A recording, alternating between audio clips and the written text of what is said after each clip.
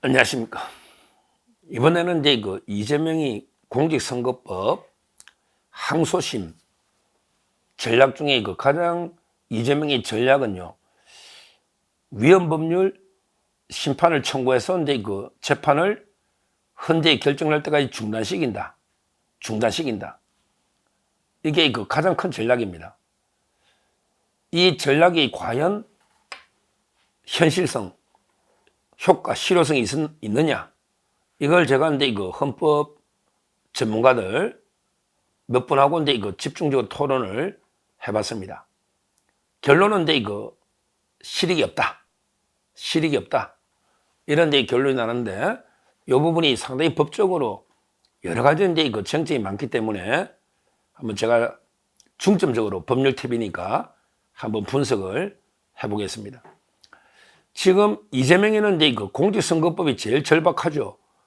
1심에 1년, 집행유예 2년이 나왔고, 그 다음에 633에 끝내라고 하고, 이제 항소심 재판부가 2부, 6부, 7부 중에 곧 아마게 정해질 겁니다. 오죽하면 이재명이 얼마나 절박하면 변호인이요. 요거는 이제 보수 성향의 변호인을 2명 정도 보강하겠다. 이러고 있습니다. 엄청난 돈이 들겠죠. 실제 제가 판결문 둘 다 봤는데, 위정교사하고, 위정교사는 이제 변호인이 5명이에요. 근데 선거법에는 3명밖에 없어.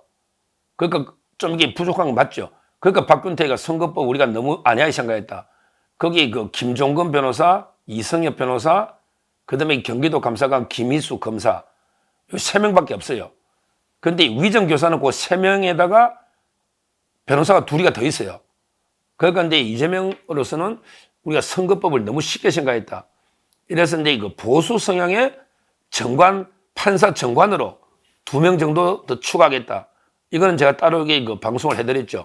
그러면 이게 변호사비가 엄청날 텐데, 민주당이 과연 대주면 불법이니까 어디서 돈이 노는지, 지금 개딸들이 책 사주기 운동하는데 그건 안 되겠죠. 그 문제고. 그러니까 이재명 입장에서는 이제 변호사를 보강하고 선거법에, 그 다음에 정인을 무더기 신청해야 이게 시간을 끄는데, 정인은 이게 재판부가 다 받아주는 게 아니죠. 이화영 항소심도 정인이 4명밖에 더 안 받아줬거든요. 이미 1심에서 50명 했고요. 백현동이 이제 25명을 했단 말이에요. 대장동은 이제 김문기 부부는 일부 무죄가 있으니까, 골프 사진 치냐, 이거는 뭐 해석의 문제니까, 결국 이제 백현동에서 정인을 무더기 신청했는데, 신청할 사람이 누가 있나요? 이미 공무원들이 다 놓았는데, 그 공무원들 또 불러줄까요, 정인? 지금 갑자기 막 이재명 측에서는, 야, 시장이 신상진 시장으로 바뀌니까 공무원들이 그 눈치 본다고 허위정을 한 거 아니냐?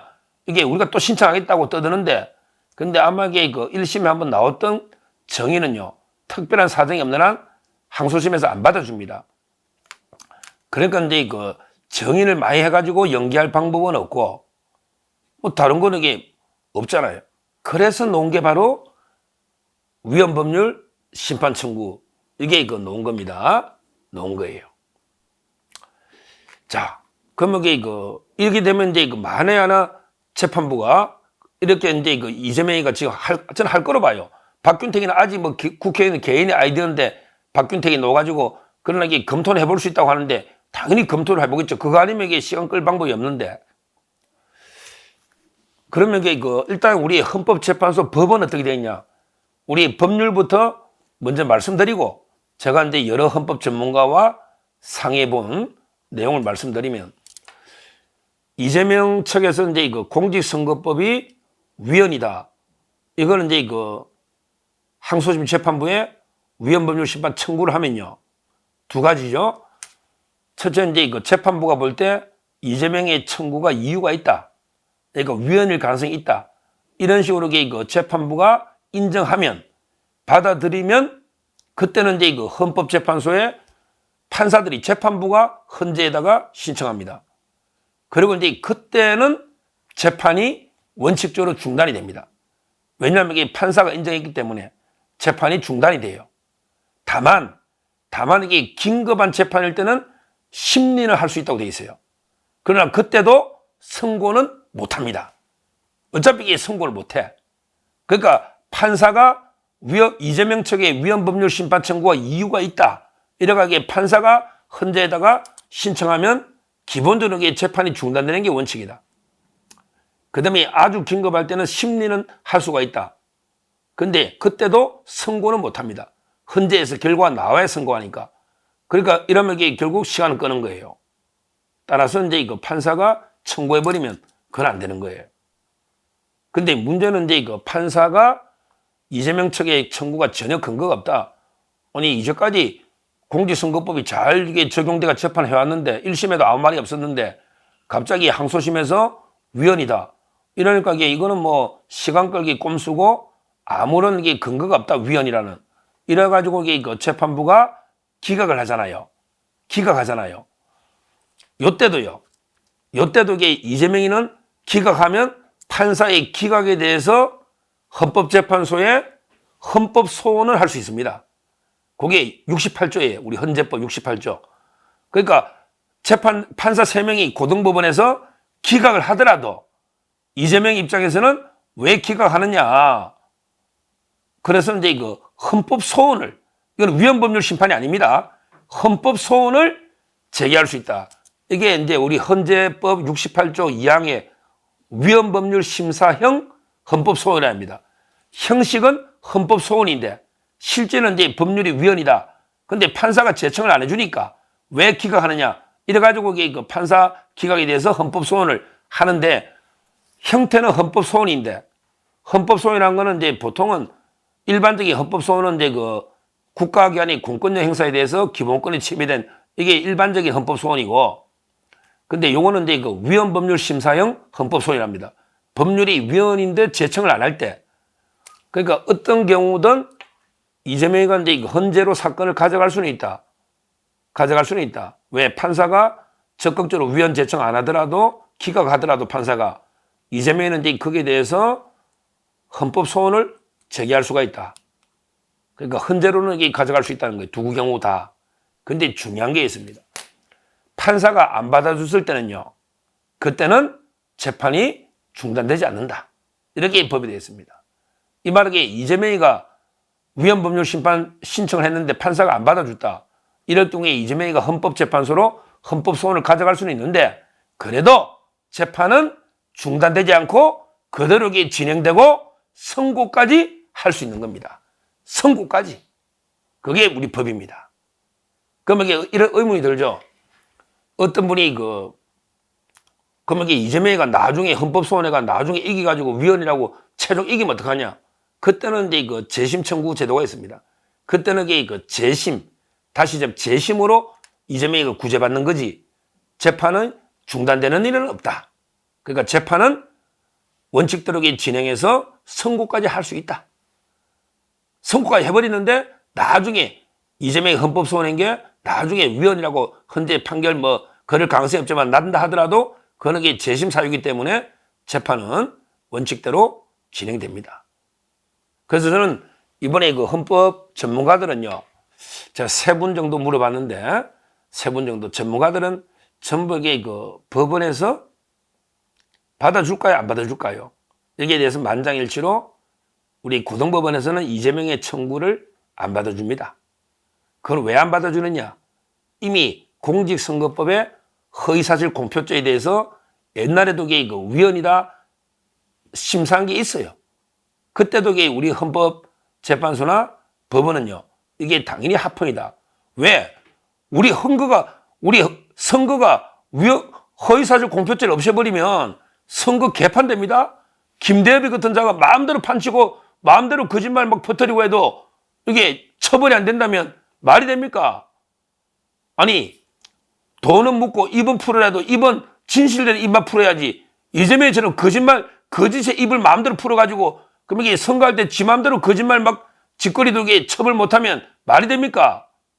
그래서 확고하게 우리 기존의 판례는 공직선거법에 허위사실 유포 금지하는 처벌하는 이거는 확고하다고 이미 판례가 서 있는데 이재명이가 또 이걸 또 위헌법률 심판 청구하면 어느 판사가 받아주겠습니까? 지금 이 법 조문 때문에 국회의원들도 지금 14명이 재판해야 되는데 국회의원들 14명 재판해야 되는데 그러게 누가 받아주겠습니까? 그러니까 물론 이제 헌법재판소라는 게 뭐 기판력은 없어서 간통죄가 위헌이라고 했다가 합헌 또 이게 몇 년 뒤에 지나서 위헌이라 또 하고 뭐 간통죄 같으면 이게 뭐 1, 20년마다 한 번씩 또 할 수가 있지만 허위사실 공표는 이게 최근에 다 합헌이라고 이미 최근까지 다 판례가 계속 나오고 있는데 갑자기 이재명이가 갑자기 이게 그 위헌이다 이러면 이게 그 어느 판사가 받아주겠습니까? 특히 그 고등법원의 2부, 6부, 7부 선거전담 재판부 아닙니까? 이 선거전담 재판부는 당연히 기존의 공직선거법 조문을 가지고 재판을 해왔던 이런 부잖아. 근데 이런 부가 갑자기 이제까지 다 허위사실 공표로 처벌해온 재판부가 갑자기 이게 위헌이다. 이렇게 헌재에다가 제청하겠습니까? 이게 선거전담 재판부란 말이에요. 선거전담 재판부. 그리고 이게 다 대부분 우리 자유파 보수 원칙 법관들입니다. 고등법원에. 지금 여기에. 그게 누가 해주겠냐고요. 따라서 저는 아마 이제 그 이재명이가 그 해봤자 법원에서는 이제 그 원칙적으로 이재명의 그 위헌법률 심판 청구를 기각하고 그러면 이게 뭐 이재명이가 헌법소원을 할 수는 있겠는데 헌법소원 해봤자 그대로 이게 그 재판은 진행돼서 선고까지 나온다. 이런 이제 결론으로 다 이게 전문가들은 만장일치로 그렇게 생각하고 있습니다. 그러니까 이제 뭐 이재명이가 진짜 이게 그 이제 위헌법률 심판 청구한다고 우리가 계속 제가 방송마다 너 시간 끌란 꼼수지. 갑자기 왜 그러니? 1심에 때 가만히 있다가 왜 그러니? 너 1심에 징역 1년 집행유예 있노니까 시간 끌라고 하지. 제가 계속 방송마다 이러니까요. 이재명 측에도 이제 부끄러워서 못하잖아요. 이미 꼼수가 다 보여버렸잖아요.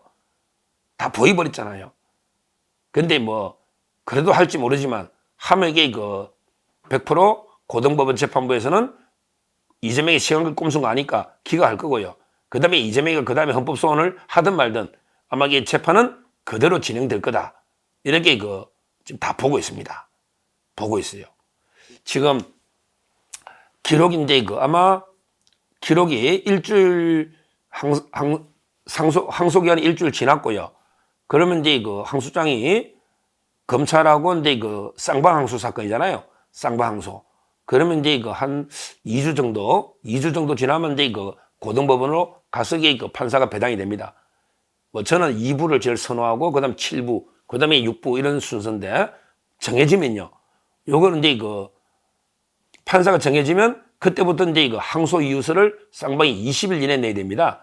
20일 이내 항소 이유서 내면 바로 이제 그 재판이 진행될 거예요. 그래서 저는 뭐 한 달 반 정도면 이제 그 재판이 잡히지 않을까 이렇게 보이고요. 그다음에 그 조희대 대법원장 계속 633 이걸 이렇게 강조하고 있기 때문에 아마 재판 기회를 매주 한 번 잡든지 아니면 이게 고등법원이니까 아예 세게 잡을 수 있어요. 일주일에 2번도 잡을 수 있어요. 다른 재판이 중요한 게 아니야. 우리가 최우선이야. 우리는 3개월 내에 끝내라고 법에 돼 있어. 우리가 일주일에 2번 할 테니 다른 재판 알아서 우리 피해 잡아. 이게 고등법원의 형사가 최우선이거든요. 최우선이에요. 그러면 이게 저는 가능하면 판사가 불가피한 사정이 없는 한 3개월 맞추려고 이게 노력할 겁니다. 노력할 거예요. 그래 이재명 측의 그 쓸데없는 정의를 대거 이게 중복 신청하는 거 1심 했던 이거는 이게 대거 기각하고요. 하면 저는 의외로 이게 그 고등법원이 상당히 그 빨리 놓을 수가 있다. 빨리 놓을 수가 있다. 지금 이게 우리가 한 골 넣은 거 아닙니까? 1대1에서 선거법이.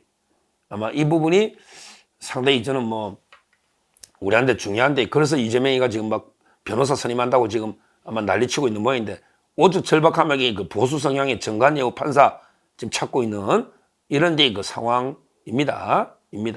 하여튼 요걸 우리가 주시하고 있어야 돼요. 제일 먼저 이제 그 판사가 몇 프로 어디로 배당되는가 요걸 이게 제일 먼저 보고요.